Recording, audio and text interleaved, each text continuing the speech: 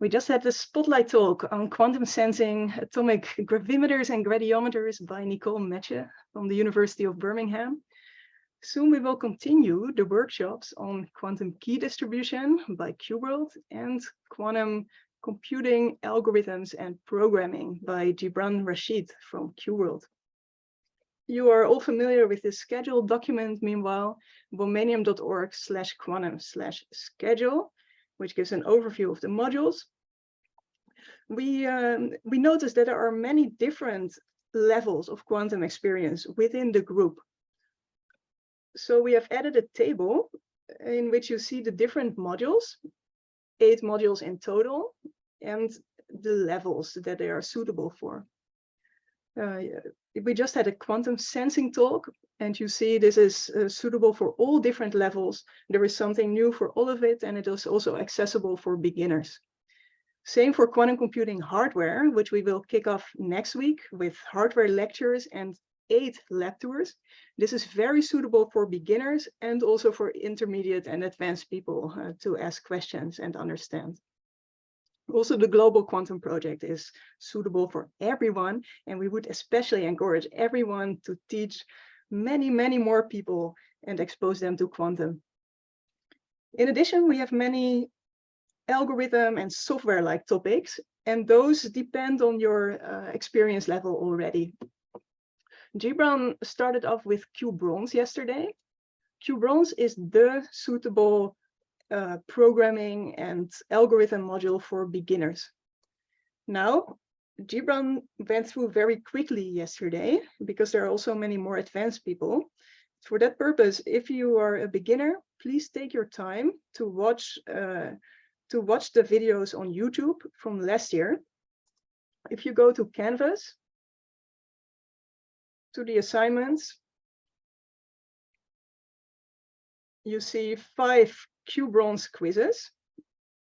If you click it, then there is a description where the slides are given, exercises are given for more in-depth understanding, and last year's recording, which is a bit more elaborate. So for the beginners, set your own goals. You don't need to finish also QNICL and all advanced modules if that is going too fast. Focus on a solid background in QBronze. Follow each of the assignments. Watch the lectures of those. And we have a mentor group online on Discord to give you support on Discord with your questions, and also additional mentoring and tutorial sessions will be held. The deadline for this is by the end of next week, so you have 2 weeks to really dive into this QBronze. I would like to welcome AEYSHA KHALIQUE back. AEYSHA, it was wonderful to have you yesterday with the introduction to classical cryptography and QKD. Many people also recognize you as being their professor at NUST in Pakistan, because you are a professor at NUST and have really a wide expertise. Practical long distance QKD, quantum internet, continuous variable QKD, quantum box, linear optical quantum computing, quantum annealing. Can you share more? Where do you see really the opportunities the next 5 to 10 years? Of course, in both quantum communication and quantum computation, it's really going very fast, and I think we can have a lot of applications there and a lot of opportunities there. And I think that there's a growing interest among students, and they are really very keen to learn quantum at every level, high school level or at university level. So they are really into it, and I think that that's really very encouraging to see young people coming into it. And I mean, it's really a very fast growing field, and I think that everybody is into it now. And can you share more in this course now? We have very advanced participants and also more beginners. What do you advise both groups regarding your lectures? I think that the way I started with the classical limitations. Maybe some people already know it, but it was a good background. And also we have we will be going to QKD, but maybe turn it in bits and pieces, but connecting all these concepts like quantum characteristics, going to BB84, then to entanglement-based ones, introducing how to deal with errors and how to deal with different quantum attacks. And I think these will be interesting for all of them. And then in the end, in my last lecture, I will go to the more advanced protocols like MDI, QKD, and other related protocols. So that would be really interesting for everyone, I think. Amazing. Great to hear. With that, I don't want to delay you further. Let's get started. We are going to talk about, as I said, the workshop 1, it's lecture 2. And today's lecture is on quantum characteristics, and including the 2 main quantum characteristics, which are going to be part of the protocols, which is the no cloning and measurement, right? So no cloning, in fact, helping on the way that you cannot clone a copy quantum state, and the measurement, how these 2 quantum characteristics make an integral part of the QKD protocols, right? So then comes the BB84 protocol, which is the first basic protocol of QKD. And in fact, we will see how these properties like no cloning and measurement, they incorporate into the BB84 protocol, right? So as I said in my last lecture, in lecture 1, we saw that if you just replace the one-time pad with a quantum one-time pad, you are not going to take advantage of that, right? You are not going to really do better than the one-time pad, which is all classical. So you really have to work around that, how to manipulate the quantum characteristics of the quantum states in order to make them useful in the protocol. And in fact, this protocol, BB84 protocol, is so simple that even it could have been invented by any undergrad student. But the real infestation is these quantum characteristics into that. So let's start by no cloning theorem. It says that you cannot clone an unknown quantum state, right? So let me tell you what do I mean by clone, right? So clone means that you keep the original and you make a copy of it, okay? Make a copy, keeping the original. And so this is what clone means. So this is very important, that you have to keep the original, right? So it's not that you make a copy of it and destroy the original. That you can in fact do. And what do I mean by an unknown quantum state, right? So what do I mean by an unknown quantum state? That I'll come to it one later. So I will then. I have so now let's see what if you want to make a clone of an unknown classical state. So classical states are like 0 and 1, right? So the classical bits are 0 and 1. So if you want to make a clone of an unknown quantum state, a classical state, you will just use the control NOT gate, right? So your control NOT gate is just like this. This is your control and this is your NOT. So your target bit, you have two bits. One is the control and the other is the target. So your target bit is always in the 0 state, which is the copy state on which you are going to make a copy. And your input state is your state of which you are going to make a copy is the control bit, right? So your control bit is always the state that you want to copy, and your target bit is always the one on which you want to copy the state. So you make a control NOT. So if the first is 0 and the other is 0, you will get 0, 0 in that, right? You will get a 0, 0. So you have made exact copy. So it should be an unknown, right? So which means that if it is 1, so if it is 1, then other one is already 0. So you make an exact copy. So this is 1, and a control NOT gate will make this 0 go to 1, right? It will flip. It is a control NOT, so it will flip controlled by the first one. It will flip if the first one is 1, and it will do nothing if the first one is 0. So that's exactly what it is doing.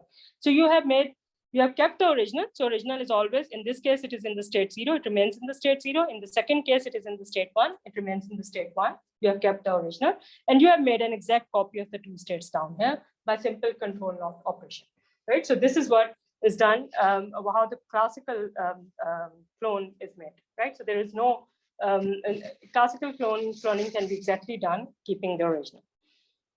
Now, how can you make a clone of an unknown quantum state? So let's see what a quantum state is, okay? So quantum, as I said, that the classical state is just 0 and 1 bits. A quantum state is also 0 and 1 bits. We talked about it, but a quantum state is much more than that.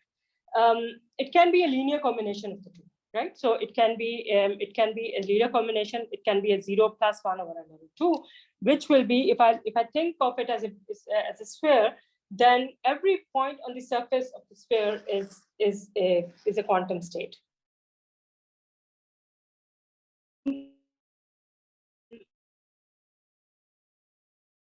Is my internet poor or Aisha's?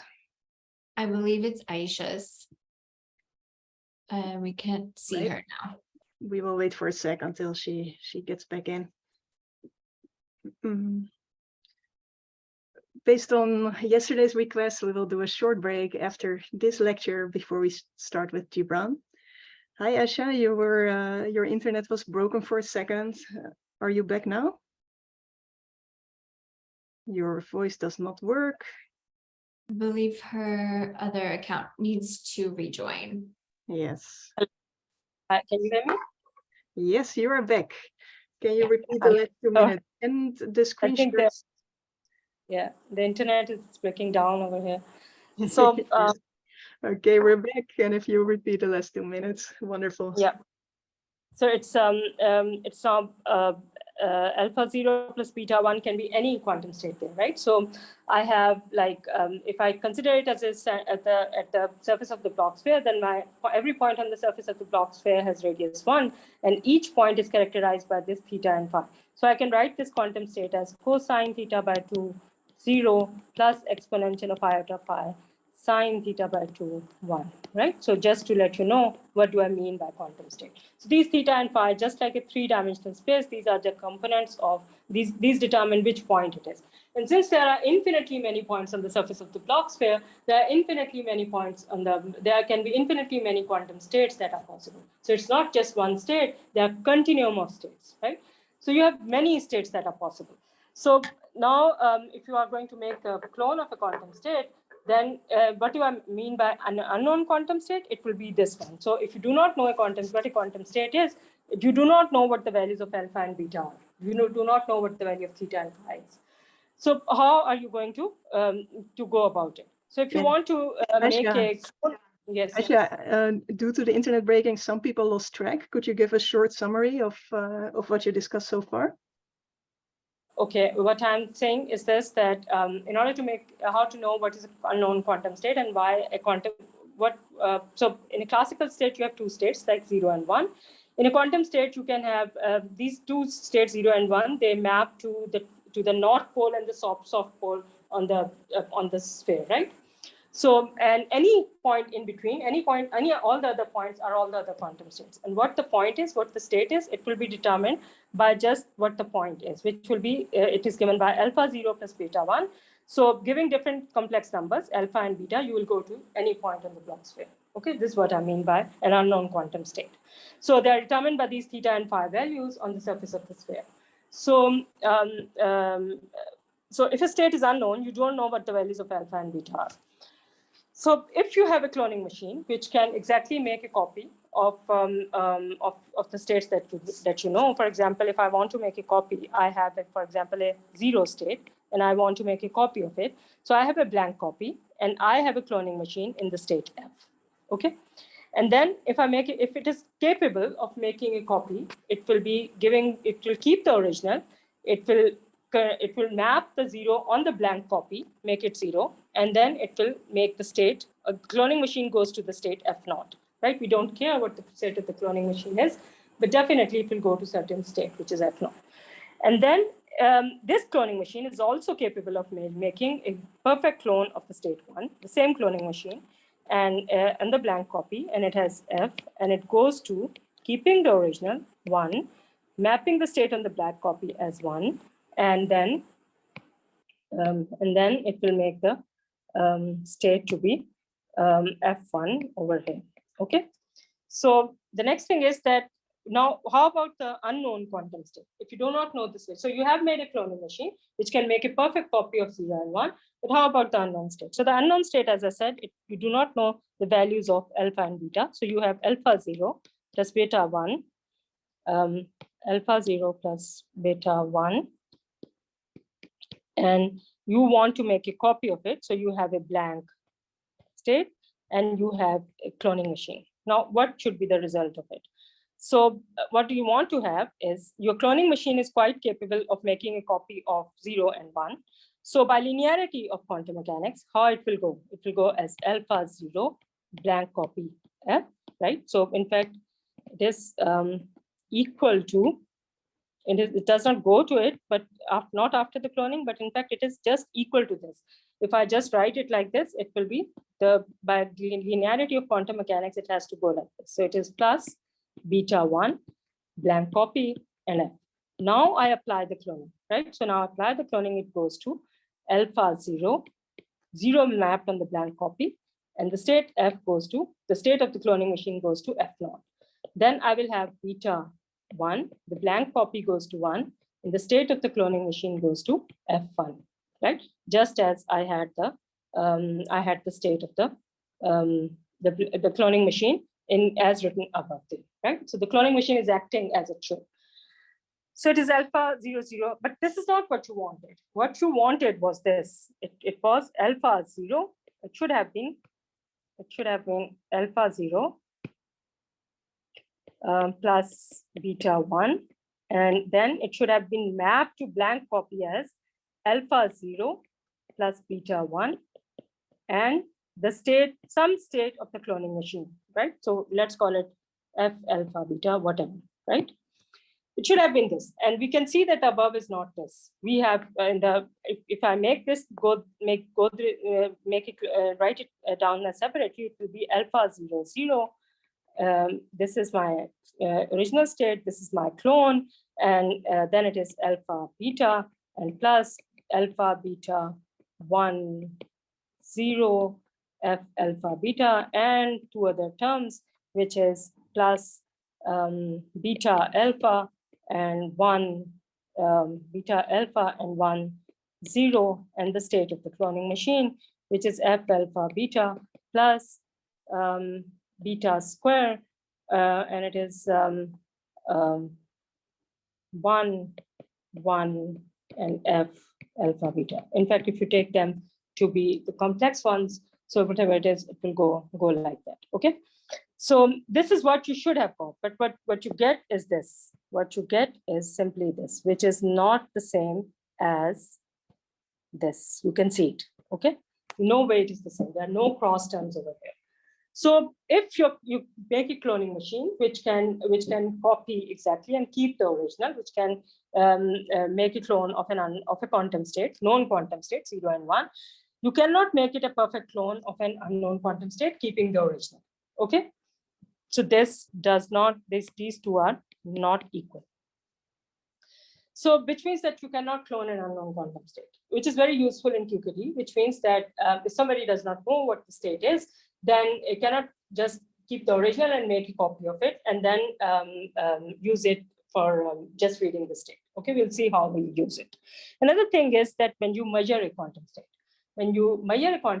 then in that case, you will have, how do you do it? So as I said that we have two possible states, 0 and 1. So I take this upward, I take this polarization state up to be like this. So it's a polarizer which only allows the up polarization to pass through it, right? And I call this, give this a value of classical value 1, right? And I have a down state, which I had this state, which is in fact this vertical horizontal state, and I give it a classical value 0. Okay, so there are two bits, two quantum states, which are given, of course, a bit value, which is 0 and 1. And then how do these states come about? So these are the basis state, which have the horizontal and the vertical polarization states. And if I try to measure these states, so whenever this passes through it, so I will always get this state at the end, and I will always record the bit value 0, right? So I'll always record it as the classical bit value 0. And if this passes through it, so then it will always come up to be the horizontal state, and I will, I'm sorry, I made a mistake here. This was the bit value 1 as mapped there, and this is the bit value 0. So I will always record the bit value 0 and 1 like this by using this as my measurement basis, right? So I have a measuring machine which can distinguish between horizontal and the vertical polarization exactly like that. And I can call it a quantum state as we have been talking about. I can call it a quantum state. Since I'm giving it a bit value 1, I will call it a quantum state 1, and I'll call it a quantum state 0, right? So these can be, and just mapping it to the bit values. Now I can take 2 other quantum states, which are just the basis states of these this basis states, which are the plus and the minus states. So I take the plus and the minus states. I call my plus state to be like this state, right, at an angle, and I call it to be 1/√2, 0 plus 1, right? And I call my minus state to be like this polarization. In fact, it is at an angle 45 degrees. So it is this polarization state, which is in fact this one. And in fact, I will take it to be, yes, so it is this. And it is 1/√2, 0 minus 1. It is the linear combination of above 0 and 1. Right? So it is a linear superposition of this. So if I go back to my block sphere, then 0 and 1 are these two. 0 plus 1 is what I call as the plus state, as this state, and this state over here would be the one which I call as the state, right? So these are just 2 states, 2 different states, right? And 0 and 1 are orthogonal to one another, and this plus and minus are orthogonal to one another, right? So I have now these 4 possible states. So, but this 0 and plus are non-orthogonal to each other, right? So what I mean by orthogonality and non-orthogonality, which means that if I see one state, there is, if I look at this state, it has some part of 0 state into it, right? And their inner product is not 0. So if I take an inner product of plus with 0, what I will get is this, that it will be equal to 1/√2. So it will be equal to, I'm sorry, I should have put it to. So it will be an inner product with minus and 0, with minus and 0 would be again, so this is 1/√2, and this is 1/√2. And this would be then 0, minus and 0. So the inner product is not 0. And similarly, the inner product of plus with 1 is also not 0, and minus with 1 is also not 0. It is minus 1/√2. Okay, so it is 1/√2, and it is minus with 1 is equal to minus 1/√2. Okay, so this is how it is. Now, if I try to measure this 0, these are my measuring bases. Okay, so these can, if this goes through it, I will always get this 0, this state, and that is equal to the plus state, and I will always record the bit value 0. If this goes through it, I'll always, if this goes through it, sorry, I don't have time to just disconnect it, but it will be, if I go through it, this, I will always record the state minus, and I will always record the bit value 1, right? So this is how it goes. So now what if I try to measure? This was when I used the correct basis measurement in which basis I have prepared it. Now, what if I try to measure it with this state? So as I said earlier, I have a bunch of photons, which can be in any one. I prepare one of them, which is this state, the vertical one. I measure it, and I will always get the vertical value. Okay, and I will always record the bit value 1. But what if I measure some state with the wrong basis? So if I have a state like this, if I have state this, I prepare this state and I measure it with the wrong basis, right? Then what would be the result? So this measurement basis would look at it into its own basis states, right? So these are its own basis states. So it will look at it as 0 plus 1 linear combination. So this will produce, then it will see that how it should project the result. So whenever it measures it, it produces the state 0 with the, so it will produce the state 0 with 50% probability, which will give the bit value 1, and the state 1 with 50% probability, which comes out to be this, right? So the state collapses into one of the two, and there's a 50% probability to get the bit value 1 and 50% probability to get the bit value 0. Okay. So this is how it would be when you make a measurement on it. So which means that if you use the wrong basis, you will get there's a 50% chance that you get the wrong result and 50% chance that you get the right result. This is how it is exploited in the BB84 protocol. So keep this in mind that that if a state is prepared in some basis, so if the preparation basis is the same as the measurement basis, then the results exactly match, right? Then the results match, right? So you will get the same bit value, okay? And if the preparation basis is not equal to the measurement basis, then the results do not match. Is not equal to the measurement basis, then they do not match.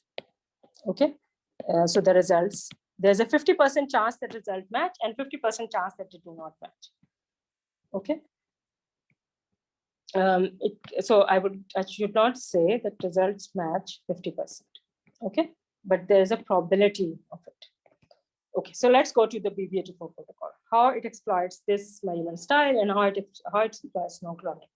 So we have a state over here, which is so now what do Alice do? She has these four possibilities, right? These four possibilities of states, these two possibilities of the bit value. This is 0 and 1.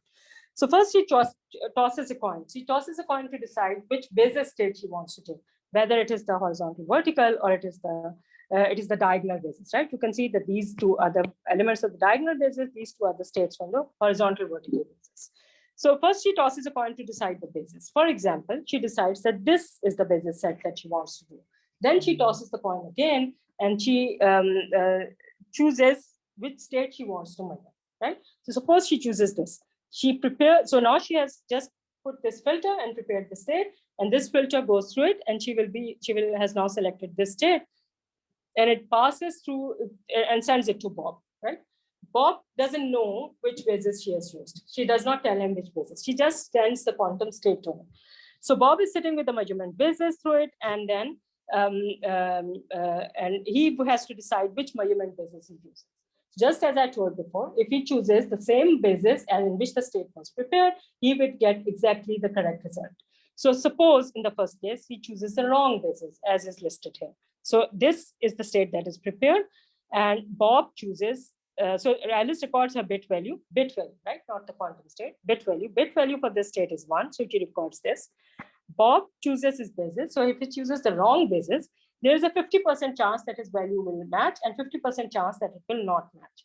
So if he chooses the wrong basis, so in this case, his value doesn't match, right? But he records this value 0. She sends the second state. Bob again tosses a coin and decides which measurement basis he wants to use. And suppose he selects this, which is the correct one. So his value should exactly match. There is no probability, it should exactly match. In the third case, it is prepared it is prepared as the vertical state, measured in the horizontal vertical basis, the same as the preparation basis. He should get exactly the same result, right? Exactly the same result. So he then uses the third case, you can see it exactly matches and the result also exactly matches. In the fourth case, it is wrong and the result may or may not match. In this case, it does not match. In the third case, he uses the correct, and let me choose the one in which he uses the same one, but the different one, but the result matches, which is this one, right? So he prepares in the diagonal ones and he measures it and he gets this result 0. He uses this, which is wrong, but there's a 50% chance that the result matches. So his value matches in this case, okay? So then Alice is recording her bit sequence, the classical bit sequence, right? And Bob is recording his bit sequence. So now once all the qubits have been transferred, all the flying qubits have been transferred and they have recorded their bit values, then they announce the basis publicly, right? So when they announce the basis publicly, then they publicly means that everybody is listening to it, like Eve, like Alice and Bob, like anybody who has access to this classical channel is listening to it. So this is the only thing that they announce. This is the only thing that they tell each other, in fact. So when they announce the basis publicly, Alice and Bob know that the cases in which their bases exactly match, they have exactly the right bit value. And the cases in which their bases do not map, they have 50% chance of having the same bit value. But they do not know what that bit value, correct bit value is. There's a 50% probability of that. So they discard all the cases in which their bases do not match, just to keep only the cases where they're sure that the bit value is not. Okay. So they discard this one, they discard this on which I have put the process, they discard all this one, they discard this case, they discard this case, they discard this case, they discard this case. So you can see that I have discarded the cases, cut out the cases in which their bases do not match. Okay. So, and what is left is, in fact, after this is this bit sequence. So it is 0, 1, this last line, which is the sifted key. So this process of announcing the basis and discarding the cases where their bit values do not match is called the sifting.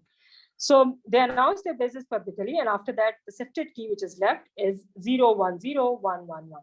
And in this case, all of these cases, their bit values exactly match, right? So you can see that if they have the 50% choice of the basis, right, they have to choose one of the two, and if they are wrong, then their results do not match, and they destroy that event. So they are left with half the length of the original key, right? So they are left with half the original length, because half of the cases they have to discard where their bases do not match. Okay, so if the qubits that are being shared very large, a number of qubits that are shared very large, then in that case, half the bits, the original length is left. Right, so the length which is left is half the original length. But it doesn't matter. All half of the key is destroyed. For example, if you start with 10 raised to power 6, 1 million qubits, then what are left are 0.5 into 10 raised to power 6, so which is already too large, right? So if you start with a large number in billion or anything, then of course you're left with still a very large number of bits, right? So it doesn't matter. So in this way, whenever they use the same basis, they have exactly the same bit values, and they have their keys exactly match without announcing what the key values of the key, this key string is. Okay. So they have shared a secret. In fact, they have announced the basis, but they have shared the secret between them, and they without in fact announcing what the bit sequence is. And nobody knows what the bit sequence is, because Alice did not tell what her choice was, and the Bob, only the one who is measuring that qubit knows what her choice was, and the bases are correct. So is it secret really? Now, we have to keep it not only secret, but we have to keep it from an adversary as well, right? Who is trying to listen, who doesn't want you to stop communicating, but she wants to listen what you have shared. Okay, so then in that case, where Eve is, we consider in the simplest case that Eve has no access to Alice and Bob's labs, and her territory is this in between, right? In between these two green vertical lines. She can look at it, she can measure it, and she can do whatever to these flying qubits when they are flying from Alice to Bob. So today in this lecture, I will just talk about the simplest attack that she can do and whether she can take advantage of that or not. So she's in between here, and we have to see that is it really secret from an adversary who can listen to it, who can measure it, and who can do whatever she likes to do with it. So let's see, what if Eve measures too? What if she measures and then she can she can do whatever Bob is doing, right? So Bob also takes a qubit and he measures it and he reports the value. So what if she does the same? So can't she get exactly the bit sequence as Bob, and the secret is no more a secret? But let's see what she can do. So I consider in this case only the case in which their bases exactly match, right? So if you just look at Alice, the first column and the last column, this is the case when Alice prepared the diagonal one and having the bit value 0, and Bob measurement is also the diagonal basis, right? So which is the plus minus 1. So he used the same measurement basis as the ends, because they are going to keep only those cases in which their measurement bases match. Preparation and measurement bases match. So this is one of the cases.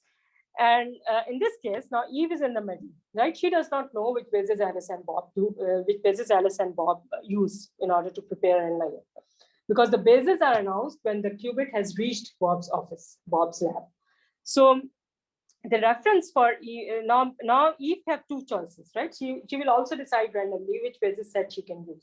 So she chooses randomly between the diagonal ones and the horizontal vertical ones.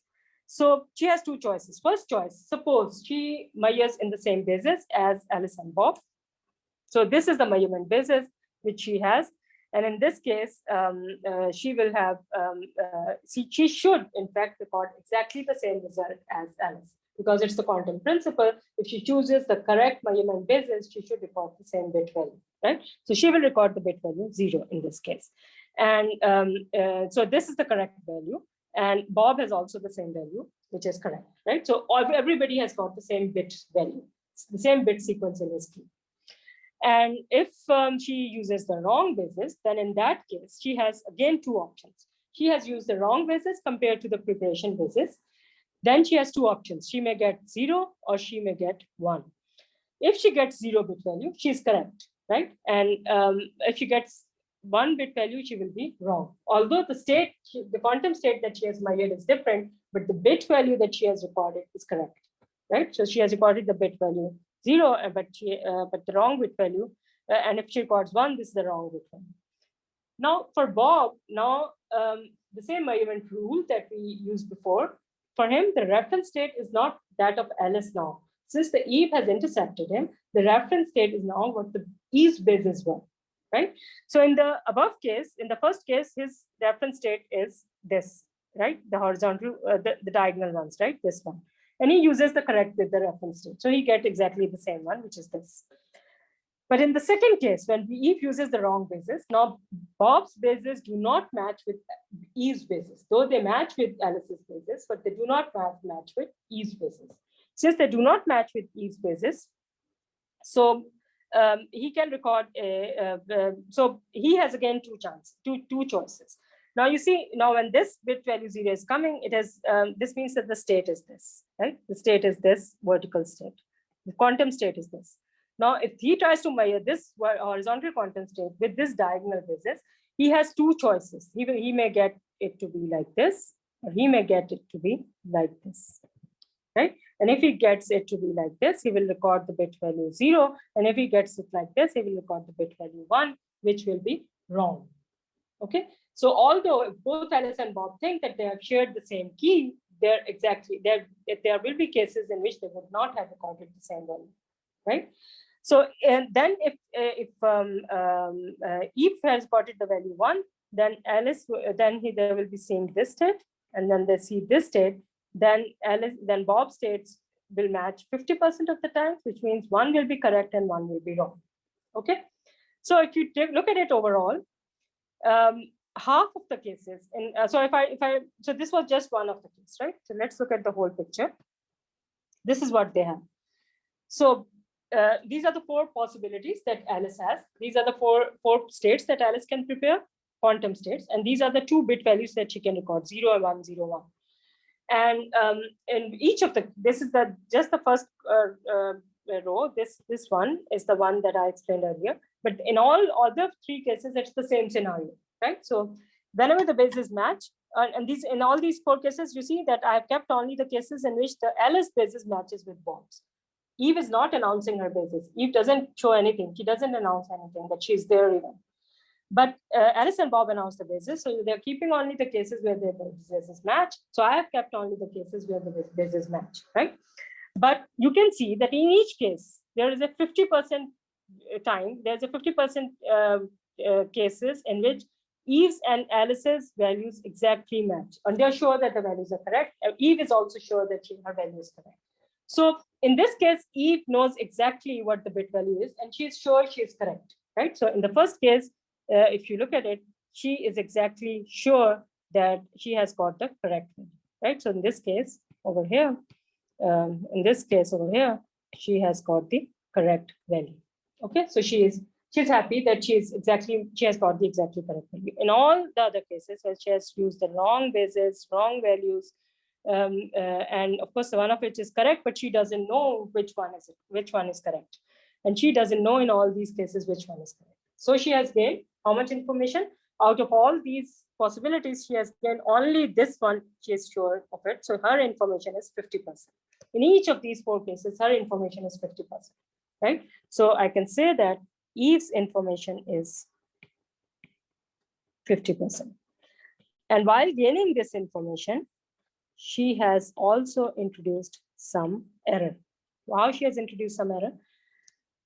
Alice and Bob believe that their bit values are exactly matched, but where Eve says bases are different, then you can see that out of 4 cases, half of them are wrong, right?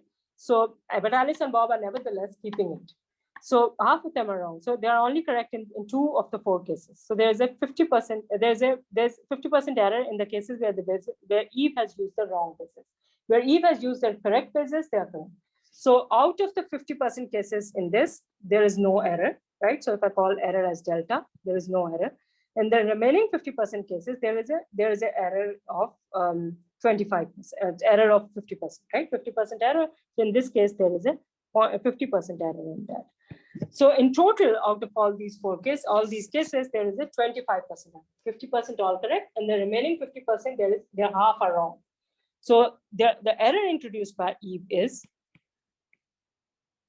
in fact 25%.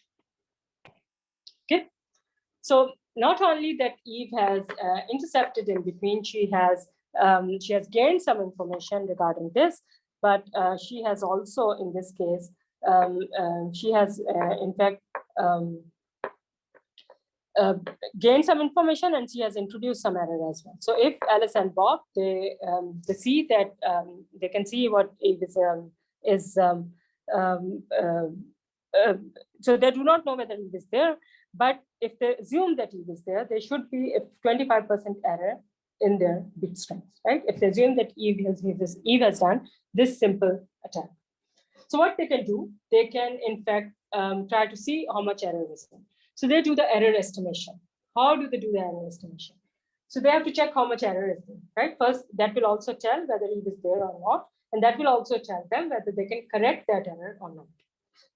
So they do the error detection, right? Error estimation. So the next step in this is that they do the error estimation on it.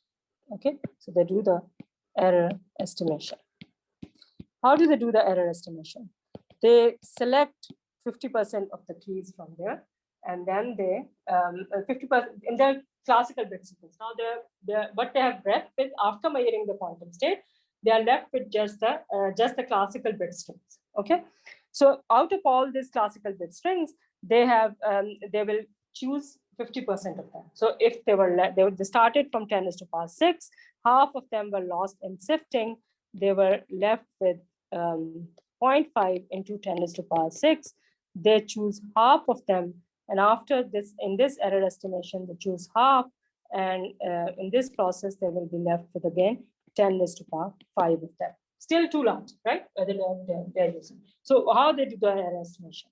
In the remaining bits that they consider, they will be trying to estimate the errors, which means that they actually announce the bit values. Okay, so they actually announce the bit values. So they, in this case, they will be taking, the first step that they take is that they take, for example, n bits, like 50% bits, out of the from the bit sequence, from the bit sequence that they are sharing now. They do not announce anything yet, just the basis, and they take the n bits from the bit sequence that they have now. So out of these, they take half. They take 50n of them, and they are normally 50%. Okay, half of them. And then for those half that they have selected, and they of course randomly commute them in order to have a good sample. So they randomly commute them and then take 50% of them, and then they announce the bit value. So when they announce the bit value for them, they see how many of them differ. Of this sample, of this n bit sample, they will announce the bit values. And for those bit values, they will compare the bit. They will compare the results. Now they have announced, so they will check in which cases they have different values. So they compare their results. Okay, so if they compare the bit values, so the error rate, of course, will be the one in which they differ. Accordingly, if after the sifting, when the basis sets are the same, then they should not have any error. But in which cases they're different, delta would be the number of bits that do not match, okay, out of the bit sequence that has been selected. Out of the sequence that has been selected, and how many were selected? They were n, right? So these are the number of bits that were selected from there, and this will be the. So if their delta is 0, they know that there is no if there, and they continue, right? If their delta is equal to 0, they continue. If their delta is not equal to 0, still they have hope, right? It's not that they just throw away everything.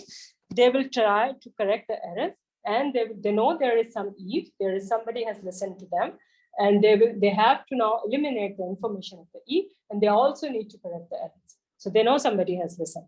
So they have to go to the error correction and privacy amplification, right? So, and privacy amplification. So these two things I will talk tomorrow, that what do they do with them when they find some error. Otherwise, they will, if delta, in this case, if they are going to do only with the QKD in which they do not tolerate any errors, then it will be the case only when delta is 0, right? If they do not use error correction and privacy amplification. And in that case, of course, they will keep the whole bit sequence, use it as such, and they know there is no eavesdropping. Now, what is the main theme of it? The thing is that when I talked about the ease attack over here, I told you there are two things, measurement and no cloning. So Eve just cannot, in this while going from here to here, when it's on here, she just cannot take this unknown quantum state. She does not know what it is. She just cannot take it and make a clone of it, right? She cannot just keep the original and make a copy of it because of the no cloning theorem. She does not know the state, so it's an unknown quantum state for her. She cannot make a clone of it, right? So she has to measure it in order to know what the state is. And whenever she measures, as I told in the measurement phenomena, that whenever you measure a quantum state, you will collapse it into the 0 and the 1 value, right? Quantum state will collapse if it is in superposition. If it's in the state 0, it will remain in the state 0 after measurement. If it is in state 1, it will remain in the state 1 after measurement. But if it is in the superposition, or if it is an unknown combination, alpha 0 plus beta 1, it will collapse into one of the two with certain probability, right? So Eve cannot make a clone because of the no cloning theorem. Eve cannot measure it with certainty because non-orthogonal states she cannot differentiate with certainty. And so that means that she will, in fact, gain some information, but she will also introduce errors. So she will be detected. Whenever she tries to gain some information about the qubit flying, she will introduce an error. And whenever she introduces the error, because of the error estimation, Alice and Bob will detect, right? So they do the error estimation over here, and they detect what the Eve, whether Eve is there or not. So delta is equal to 0 means no Eve, and delta is equal to not equal to 0 means that there is Eve, but what can they do about it? They can do error correction and privacy amplification. This, of course, we'll do in the next lecture. So you can see that just using the basic quantum principle of no cloning and just the measurement of non-orthogonal states. So the key here was that the states that we used over here were in fact non-orthogonal. These two states over here are non-orthogonal to this set, right? So you can differentiate exactly between the orthogonal states, but you cannot differentiate between the non-orthogonal states. And Alice and Bob also face the same difficulty as Eve, but since they announced the basis, they are sure that in which cases then their basis match, they have exactly the same value. And Eve, on the other hand, she also does not know, and but she will have the same bit sequence in the case where she uses exactly the same basis, but where she has used the wrong basis, she is not sure what the value is. And not sure means she has no information, right? It does not mean that in those cases she has 50% of the information. 50%, whether she is not sure it is 0 and 1, she has no information, right? So whenever her bases do not match, she has no information. Okay, so this is how the protocol goes ahead. So it's a very simple protocol. You're making use of the non-orthogonal states, and you have seen that Eve also does not learn anything from it, right? So this is how the BB84 protocol is. So thank you very much. And now we can go to the question.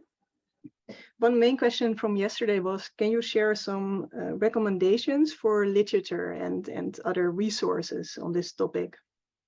Okay, I'll do that. There are some certain reviews which I can share, and there are certain books as well which I'll share in the Discord. Okay. Phoenix asks, isn't the E91 protocol better than BB84 because key creation is done by a third party? Yeah, actually, they are better. Of course, there are more advantages, but I just talked about the basic BB84 protocol. We'll definitely talk about it in my fourth lecture, where I'll use the entanglement-based protocols, right? So in the fourth lecture, we'll talk about E91 and other entanglement-based protocols. Of course, when you use the E91, you don't have to toss a coin what the state you want to choose. You just prepare it and then measure it to collapse into one of the two. So there is, of course, an intrinsic randomness to entanglement. So I'll talk about all these things in the lecture 4. Of course, they're better. But in fact, in this case, your BB84, your E91 protocol is in fact reducible to BB84. BB84 is prepare and measure. You prepare a state and then you just measure it. E91 state of protocol is just entanglement based one, right? So if you manipulate that, and of course it performs better, but in the simplest case, whereas E91, it is the same as the BB84. It reduces to BB84 if you make the measurement in the end, prepare entanglement. Just one advantage over there is intrinsic randomness. You don't have to toss a coin in order to decide what the state is. It collapses into one of the two randomly. So just some randomness, you have intrinsic quantum randomness in that. Otherwise, they are just reducible to one another. Okay. Great. And two people ask, how did we arrive at 10 to the power 5? Would you summarize it? So it's this, that in the first case, you started with 10 to the power 6, right? So after the sifting process, you are left with half of them. You throw away half because in half the cases, your bases do not match. So you're left with 0.5 into 10 to the power 6. That is 5 into 10 to the power 5 into 10 to the power 5. And if you throw, sorry, I think I made a mistake in that. If you make a half of that, it will be 2.5 into 10 to the power 5, right? So you're right about it. So it will be 2.5, half of them will be thrown away. So it will be 2.5 into 10 to the power. Where have I written? Okay, so it will be 2.5 into 10 to the power 5, right? Great. Then Pacer wonders, there must be a very small chance for Eve to get all the bits measured correctly. Let's say it was her very lucky day. Then the quantum encryption got hacked, right? What is your Yes, of course. I think that it's a probabilistic phenomenon, right? So if you take your bit sequence to be very, very large, then of course there can't be a case in which she does all of them correctly, right? So how you avoid this situation, making the quantum states that you share to be very large, right? So you start with the billions of them, and then of course in those cases it cannot be that of course that all of them are correct. So of course if you are using 10 only, then there's a chance that all 10 are correct. But if you are using million or billions of them, then of course there is a very, very low probability, in fact near to zero, that you will get all of them correct. Okay, so if you use a very large one in that sample, of course, 50% will be wrong. Great. Richa from India asks, is this algorithm just for P2P communication, or can it be extended to a multi-user scenario? If you want to use it to the multi-user scenarios, so then in this case, you have to modify the protocol, okay? So you cannot use simple, if you are using these two basis states, then of course in the present form that I've explained today, it can only be to the two parties that you are using. But we'll talk about it in my last lecture, that how you can extend it to different protocols, and in that I will also include that if you have multi-users in that, right? But the present case that I've discussed, it's only for two users. Then Rosa from Lebanon asks, what is the limit percentage of error, delta, beyond which there is no point of correcting the key? It should be proportional to the number of bits. Okay. We know that if the bit error is less than 25%, then there can be protocols that can correct it, right? Of course, we are going to talk about it tomorrow. But just for your information, that this is the limit, that delta should be less than 25%, which means that of all the bits here, 25% are wrong, then you can correct it by using known error correction method. Those known error correction methods are two-way classical communication. And we know that if it is less than 11%, then you can correct them by one-way classical communication. Although we haven't reached the limit of this 25% yet, we don't know any protocol that can, error correction protocol that can in fact correct this 25%, but this is the theoretical limit. Above 25%, there is no use of doing any error correction method. Okay, so this 25% is the limit. So you have to, it should be below. So this is how they decide whether they should do error correction and privacy amplification or just abort the key. So if it is below 25%, they just throw away the key. And they then just start with the, am I back? Okay, so if it is below 25%, then they do error correction, privacy amplification, otherwise they just throw away the key. This is the advantage of, in fact, what I talked yesterday as well, using the one-time pad, that they are not sending actual message through it. If Eve has learned about it, they know that the error rate is this, the Eve has gained information, they'll just throw away the key. So Eve does not know the message in fact. She will know the key. So and they know that the Eve has learned this much. They know they can learn the error, they can estimate the error, and then they just throw away the key and go ahead with the, and then they start all the process all over again. And they will share the keys again. And when they know that it's perfectly secure, only then they will encrypt their message using one-time pad and share. Module 2, quantum key distribution. We just had the second lecture on the BB84 protocol. If you go to the quiz, you see all the quiz questions there. This will, here you need to pass more than 50% to be eligible for the certificate. In addition, there are exercises. These you can find in the Get Started part. And there you can see that for lecture 2 today, there are Jupyter notebooks on quantum cryptography and on the BB84 protocol. And these are extremely helpful before making the quiz. Anything you would like to add, AEYSHA? No, thank you very much. And I hope to see you tomorrow again and talk more about their estimation and other Eve attacks, right? Wonderful. Let's have a 5 minutes break for everyone. If you would like to stay on, AEYSHA, during that break, then we can just chat a bit until everyone is back. Yeah, sure. Great. Could you share a bit? So everyone, feel free to take your break. In the meantime, we will fill the time with some chatting. Can you share a bit more, AEYSHA, about how this is being implemented in reality now with satellites or also on Earth? Okay, with the satellite communication, this Chinese satellite is already there and they are using it for long distance one. In fact, sharing the key among distant parties, as somebody asked the question as well, how to do that. So first, it's very useful because you have the satellite and they share the entangled state. So when I talk about the entanglement-based protocols, you would be knowing that once they share the entanglement, when two parties are maximally entangled to one another, they are totally detached from the third party, right? So they can, so then just measuring their bits on there, they share the secret one. And there's no third party that knows anything about that. So what they have to ensure when two distant parties, they can just ensure that they are entangled, they are maximally entangled. So this is what the base of these protocols is. So a quantum satellite is there, like in the Chinese network. So it sends the entangled qubits down there.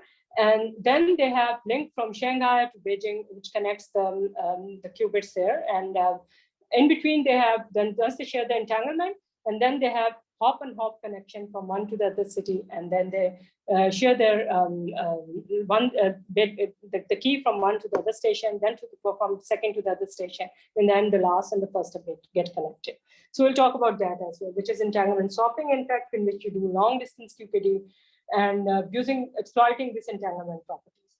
And of course, you can do much more with it. And with the satellite, you can, in the first satellite, which was there in 2015, they not only did this networking with it, they also did quantum teleportation with it. And of course, they did QKD with it. but their main aim was to develop quantum internet through there. And now they are at the stage of networking. In 2021, I think they have developed already the network from there, and then they can use it for quantum internet. That is, they can connect it to, in fact, quantum computer, or in fact, with the classical computer, they can do QKD, they can do quantum teleportation. But if they connect it to the quantum computer, they can even enhance its computational power. So this is really a very interesting phenomenon, that by just connecting distant parties, sharing a totally secret state between them, you have a variety of options to do many operations in between them, like teleportation, QKD, and everything, right? So you will see that entanglement is really useful, right? So it's not only for just QKD, but it is useful for many other protocols as well. I'm receiving a question from Saba. She asks if you can share a bit more about your own work, AEYSHA. Is it experimental, theoretical? What are interesting recent projects?